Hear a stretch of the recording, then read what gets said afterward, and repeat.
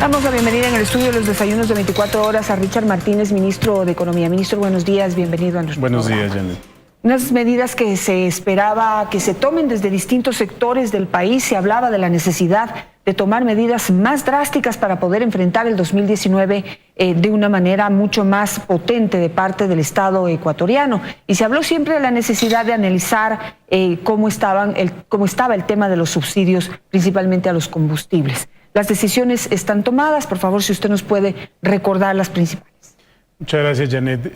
Creo que es importante poner las decisiones en un contexto de un plan económico ordenado que está en marcha, que tiene 4 pilares, como lo explicábamos ayer. El primer pilar tiene que ver con la sostenibilidad fiscal, es decir, la posibilidad de que el Estado pueda garantizar los derechos de los ciudadanos y el acceso a los bienes y servicios que necesitan, pero con las cuentas equilibradas, no endeudándose cada vez más.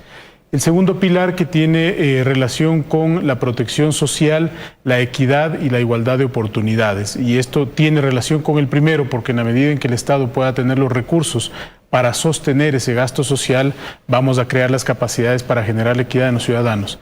El tercer componente, que es de reactivación productiva, empleo y competitividad. Allí se ha hecho mucho también, se ha avanzado con una ley de fomento productivo muy potente. El día de ayer el señor presidente de la República firmó ya el reglamento que operativiza la entrada en vigencia de esa ley, y también le estamos quitando cada día cargas a los ciudadanos. La remisión tributaria es un ejemplo de ello, la eliminación de trámites, etcétera. Y el cuarto componente, que es un componente relacionado con la transparencia y el manejo eficiente de los recursos públicos. Allí también hemos dado pasos importantes. Por ejemplo, iniciando la implementación de la ISO 37001, que es una norma antisoborno, transparentando los boletines de deuda, transparentando la información del financiamiento y el endeudamiento con China, por ejemplo, que antes no se lo hacía. Entonces, es importante que dentro de esos 4 bloques están ubicadas todas las decisiones que se toman en este momento. Y acompañados de una coyuntura compleja en la que el precio del petróleo sigue cayendo. Ahora, lo importante es ver hacia el futuro, entendiendo que estas decisiones que tomamos hoy nos van a servir para tener una economía más sostenible. Las decisiones en concreto, estimada Janet, por un lado, efectivamente se reduce el subsidio para la gasolina extra, luego se liberaliza la importación de diésel industrial para que los privados puedan importar directamente, con una compensación a los sectores exportadores, en esencia pesca y acuacultura. ¿Por qué? Porque nos importa conservar la mano de obra que generan y porque nos interesa que no pierdan competitividad para el ingreso de divisas. Por el otro lado está el tema de masa salarial, que vemos que es un peso demasiado grande para lo que puede resistir la economía del país y que necesita en este momento, primero, la eliminación de estas vacantes que se ha anunciado, es decir, no son espacios que no se van a ocupar, que no se pueden ocupar porque con un nivel de vacantes de esa cantidad de más de 25.000, 30.000, fácilmente se pueden llenar esas vacantes y es muy difícil corregir el problema de fondo. Pero luego, además, esta reducción del salario en el jerárquico superior, los ministros también vamos a hacer un esfuerzo, y luego en todos los contratos ocasionales. ¿Por qué? Porque el mensaje que está detrás de esto para la ciudadanía es que el esfuerzo empieza por casa. Seríamos incapaces de pedirles un esfuerzo a la ciudadanía si es que no hacemos nosotros inicialmente el esfuerzo. Y luego, en términos de oportunidades, competitividad, etcétera, lo que se ha anunciado, que nos parece muy importante, estas herramientas que estamos trabajando con el Banco del Pacífico, por ejemplo, para reestructurar la deuda de los préstamos hipotecarios de los ciudadanos, de tal manera que les quitamos un peso y una carga. Y esto está muy enfocado en la clase media, sobre todo, que es una clase media pujante, que está esperando las oportunidades de crecimiento y emprendimiento, pero que también tiene una mochila detrás, que tiene un peso específico que hay que irla liberando para que puedan generar más recursos de inversión. Analicemos entonces algunas de las medidas. El incremento del precio de la gasolina extra y la Ecopaís, que pasa de 1.48 a 1.85 por galón y tiene un 25% de incremento. Se piensa ya enseguida, y las clases populares, distintos sectores sociales, todavía no se conoce nada, pero no demorarán en anunciar quizás que van a salir a las calles a protestar por esta medida, porque dicen que impacta en la economía de la gente más pobre, que incrementa los precios, que ha sido digamos, un efecto muy temido por distintos gobiernos, de que enseguida empieza la especulación y el incremento de precios descontrolado. ¿Cómo ve usted los efectos de esta medida? Nuevamente, primero del contexto general a lo particular. En los últimos 10 años, la sociedad ecuatoriana hizo un sacrificio de 50.000 millones de dólares en subsidios a los combustibles. Y el Estado ecuatoriano no fue capaz de corregir esos problemas. Hoy el presidente de la República y el equipo de gobierno dice, bueno, tenemos que tomar una decisión de esta naturaleza porque de lo contrario, lo que estamos arriesgando a futuro es salud, educación, vivienda, los servicios sociales, el bono de desarrollo humano. Entonces, si queremos proteger a esa población más pobre, se necesitan recursos. Y en la medida en que perdemos capacidad de obtención de esos recursos, nos alejamos de ese objetivo. En este caso concreto, nosotros estamos conscientes de que hay que hacer una eliminación y una reducción del subsidio, pero sin, por ejemplo, afectar a las camionetas, ¿no es cierto?, que transportan víveres, sobre todo en el área rural. Eso es muy importante. Y tampoco el transporte urbano de taxis, para evitar nuevamente un efecto a quienes no tienen vehículo. ¿Y cómo establecer, cómo garantizar esa diferenciación? Bueno, porque, por ejemplo, en los taxis, algunos usan gas, otros usan tenemos un registro diésel, de ANT no cruzado con el Servicio de Rentas Internas. Aproximadamente el 82% de los taxis están regularizados y con una base de datos cruzadas. Entonces, para nosotros va a ser muy fácil en esa identificación extender una compensación de tal manera que ya no se afecte al taxi en ese nivel. Y también tenemos que sentarnos a dialogar con ese sector para encontrar otras medidas que se puedan tomar para paliar un incremento. Y en el caso de las cooperativas sucede lo mismo, están absolutamente registradas en la ANT y nuevamente tenemos que operativizar el mecanismo que se ha identificado, que es algo muy sencillo, ¿no? A corto plazo, una transferencia que le quite el peso estimado del subsidio que tenía o del retiro del subsidio. Entonces, hay herramientas este momento muy consolidadas en términos de información que nos van a permitir operar rápidamente. Ahora, ayer ya algunas cadenas en relación al tema de precios, Janet, algunas cadenas comerciales ya salieron a dar tranquilidad al país de que no va a haber un incremento de precios.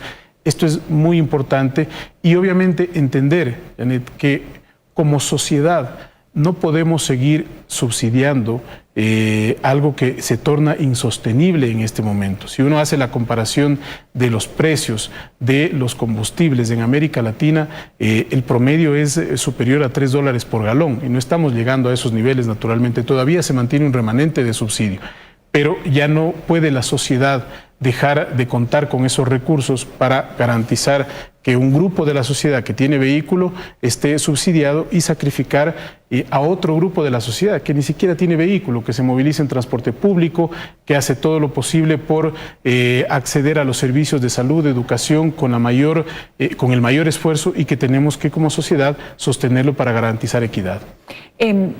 No sé si ustedes tienen, y usted nos puede recordar, digamos, el costo-beneficio del subsidio de la gasolina extra, por ejemplo, que dicen que es la que más podría impactar o perjudicar a la clase más pobre. Pero hablando de la distorsión que ha ocurrido en todos estos años, en porcentajes, ¿cuánta gente que tiene un vehículo particular se beneficiaba con el precio de la gasolina extra, es decir, con el subsidio, versus la gente que usa el servicio público, que no está recibiendo directamente, inyectado directo a su economía ese subsidio? Efectivamente, Janet, no tengo la cifra exacta este momento en la memoria, pero es una cifra minoritaria de un grupo de población que tiene vehículo y que utiliza o súper, que ya se corrigió, o extra.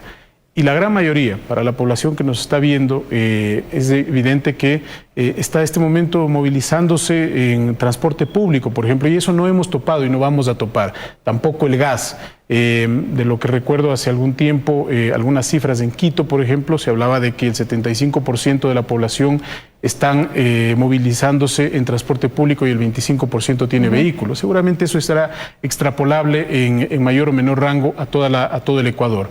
Pero es un concepto, Janet, de sostenibilidad futura.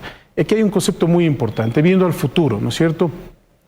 Estas decisiones se tienen que pensar en el bienestar de las próximas generaciones. Si no se toman este tipo de decisiones hoy, las decisiones las van a tener que asumir nuestros hijos con mayor crudeza y con mayor dureza. Y son decisiones que no solamente tienen un componente de orden fiscal, sino también ambiental, de movilidad, y que nos van a permitir tener un mejor escenario más adelante. El tema de la importación del diésel, ¿cómo va a funcionar? ¿A quiénes va a estar dirigido? ¿Y cómo va a ser el mecanismo para poder traer ese combustible al Ecuador también bajo control, para que no se pongan no a usar lo que entiendo que es para que lo usen las empresas, sino para que lo empiecen a vender a la población? Exactamente, es justamente lo que queremos evitar. Es decir, generalmente cuando se dan este tipo de subsidios, lo que ocurre es que hay mercados ilícitos, hay fraudes, hay gente que lo utiliza de manera incorrecta y no para el beneficio que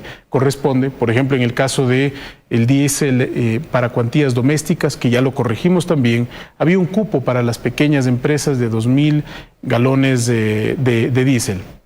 Y este cupo empezó a ser mal utilizado por grandes empresas. Entonces les hemos quitado ese beneficio a las grandes empresas y decir, bueno, para una microempresa está bien el beneficio, o para una escuela o para un hospital que necesite prender su planta en un momento determinado, una planta de energía, se lo vamos a dar y le reducimos el cupo. Entonces hay que ir corrigiendo esas ineficiencias. Y en el caso del diésel industrial hay varias ineficiencias. La primera es que cuando baja el precio de los combustibles a nivel internacional, no necesariamente eso se traduce en un efecto de competitividad directo en las industrias, sino que tienen que mantener un precio alto y eso puede ser contraproducente en términos de competitividad. Y lo segundo es que así como hay los buenos empresarios que utilizan su cupo para generar, digamos, la producción en sus sectores, también hay gente que está en la informalidad y que utiliza este subsidio de una manera irregular. Entonces lo que vamos a hacer es lo siguiente.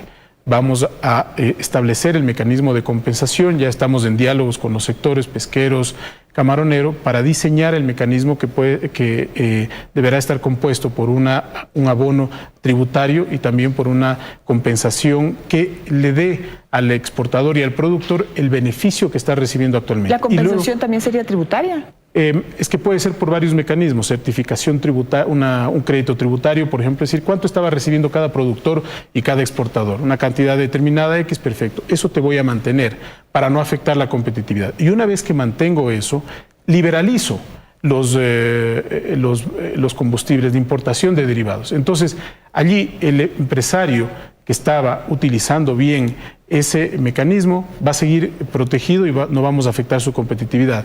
Pero aquellas personas que lo estaban utilizando de manera irregular van a ver afectado su negocio, porque la sociedad no puede hacer un esfuerzo para garantizarles un mercado ilícito a personas que lo utilizan de mala manera. Entonces, el objetivo es, por un lado, transparentar, quitar el precio del subsidio, ir generando mucha más transparencia en el mercado, pero sin afectar la competitividad en estos sectores, insisto, porque nos preocupa más allá de la empresa, el empleo que genera y las divisas que trae al país. Ahora, se va a recaudar, y corríjame si estoy equivocada en la cifra, unos 400 millones de dólares a consecuencia de esta disminución en los subsidios a los combustibles. Pero todavía la necesidad de financiamiento para el próximo año es alta. Estamos entre los 6.000 y 8.000 millones de dólares. De todas formas, ¿cuáles son las expectativas frente a estas medidas que en este momento pues se le presentan al pueblo ecuatoriano? ¿Estamos más cerca de obtener un crédito, por ejemplo, con el Fondo Monetario Internacional, que nos hablan de bajos costos a largo plazo? Miren, el esfuerzo aproximado de cada dólar que deja, o cada dólar que se reduce el precio del petróleo para la sociedad ecuatoriana y para el Estado ecuatoriano es de una recaudación de aproximadamente 70 millones de dólares. Es decir, cada dólar que cae el precio del barril son 70 millones menos que ingresan al fisco. Entonces, el precio del petróleo en este momento incluso ha disminuido de los 50 dólares. Esperamos que ya se estabilice en esos niveles, en los 50 dólares, que es lo que hemos planteado en la proforma. Y la recaudación adicional y la reducción del gasto, nosotros le estimamos en aproximadamente unos 700, 800 millones de dólares. Incluso con eso, como usted ha mencionado, Janet, el descalce fiscal es fuerte, ¿sí? Pero lo hemos planteado desde el inicio. Nosotros tenemos que ir haciendo un ajuste del tamaño del Estado gradual que nos permita darle viabilidad, incluso sostenibilidad a las decisiones. Entonces, Para futuro, esto creo que es una buena señal porque permite demostrarle a los mercados, al país en general, a la sociedad, de que estamos como gobierno tomando las decisiones en el camino correcto.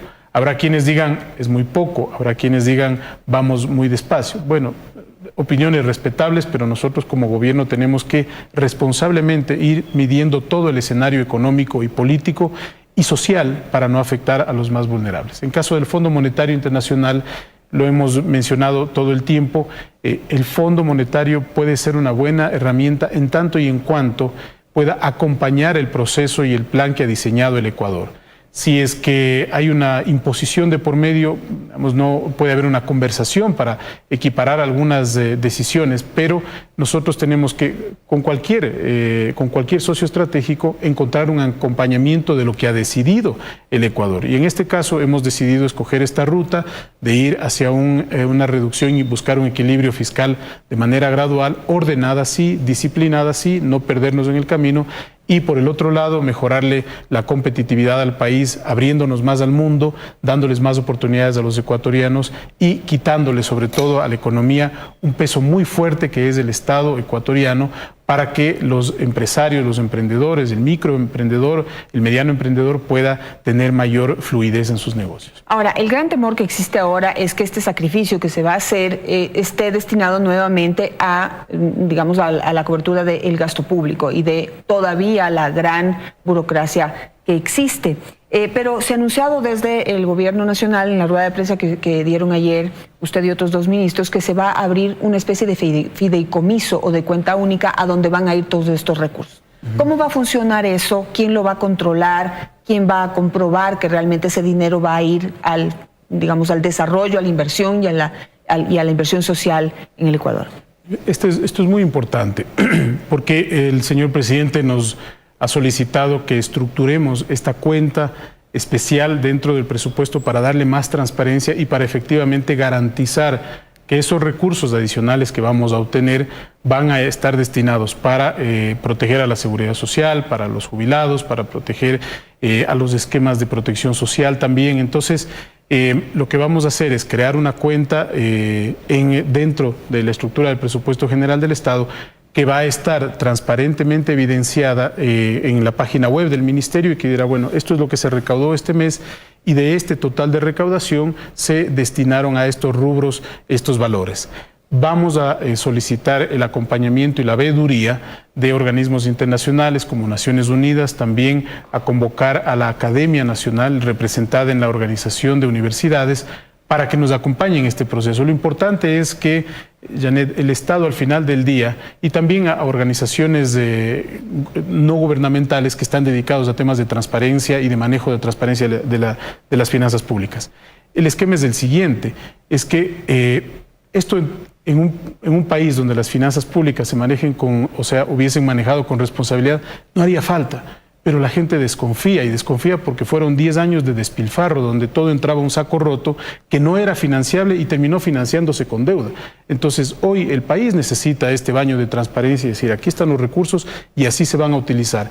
En la medida en que esta veeduría nos acompañe de una manera sistemática y ordenada, los ciudadanos van a tener claridad de cómo se están utilizando sus recursos. No hay que olvidar que al final del día el Estado ecuatoriano, el Ministerio de Economía y Finanzas, en este caso, lo que hace es administrar el dinero de todos los ecuatorianos. No es el dinero del gobierno nacional, no es el dinero de un partido político, es el dinero de todos los ecuatorianos. Entonces el ecuatoriano legítimamente dice, bueno, ¿cómo están administrando mi dinero? Y en este caso está dirigido a fines específicos. No olvidemos, por ejemplo, que el próximo año tenemos que asumir ya el pago del 40% de las pensiones jubilares, 1.250 millones.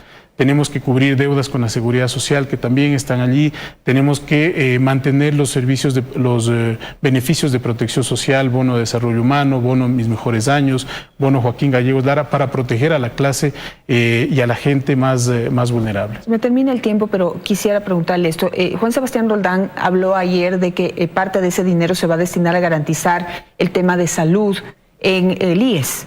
Pero ahí no sé si se está corrigiendo también la distorsión, porque tenemos allí un problema de que se integró a familiares, esposas e hijos de los afiliados o cónyuges de hijos de los afiliados, pero no hay el recurso para financiar la entrada de esos miembros o afiliados adicionales o beneficiarios adicionales. Si vamos a sacar dinero para poder cubrir esa distorsión, entonces seguimos cometiendo el mismo pecado. O sea, no hacemos las cosas bien hechas y vendemos humo. Eso es lo que se vende. El tema de la seguridad social, y lo hemos estado dialogando estos días con el nuevo representante del presidente, Paul Granda, en el sentido de que efectivamente hay un diagnóstico que conduce a detectar una serie de ineficiencias y desequilibrios a futuro. Será él, como representante, obviamente, quien tenga que anunciar el diagnóstico y qué opciones existen. Pero efectivamente, nosotros tenemos que entender que muchas de estas cosas tienen que corregirse de manera integral. No puede haber una solución parcial, pero cada cosa en su momento y cada cosa en función del organismo que corresponde. En el caso de la seguridad social, tiene que haber un encuentro y una conversación alrededor del diagnóstico y de las posibles soluciones con trabajadores, con los empresarios para encontrar las mejores salidas. Janet, yo creo que es importante nuevamente abrir un poco el panorama de las decisiones para tener en cuenta que esto busca una serie de reformas que nos permitan tener un mejor futuro hacia adelante. Que los servicios, la cobertura de educación, de salud, es decir, aquello que le interesa al Estado y le corresponde como derecho al ciudadano, podamos garantizarlo sin necesidad de estar pasando a premios o sin necesidad de seguir endeudando infinitamente al país. Durante los próximos años vamos a necesitar más financiamiento y allí están todas las opciones. Está China, está el Banco Mundial, está el Fondo Monetario Internacional, etcétera, ninguna se descarta. Pero tenemos que ir reduciendo eso y nuestro objetivo hacia el 2021 es que ya exista un nivel de recursos de financiamiento mínimo para que más adelante, más bien el Estado pueda tener un rol mucho más específico de acompañamiento al ciudadano en la parte social y también en la parte de innovación, competitividad y emprendimiento. Me quedo con eso, a pesar de que tengo muchas preguntas todavía por hacerle, pero ya habrá el tiempo para poder analizar. Por ejemplo, el tema de cómo estas medidas impactarán en el empleo, que es lo que se espera. Digamos, yo creo que todo el mundo está dispuesto o va a tener que sacrificarse, quiera o no, pero a cambio de empleo. Queremos empleo digno, empleo pleno y pues ese es un tema también complejo y profundo que hay que analizarlo. Quiero dejarlo comprometido para, una vez entendidas las medidas, poder empezar a ver cómo esto va a tener efecto en esos campos que la gente tiene tantas. Encantado, Janet. Gracias, ministro, por estar esta mañana con nosotros.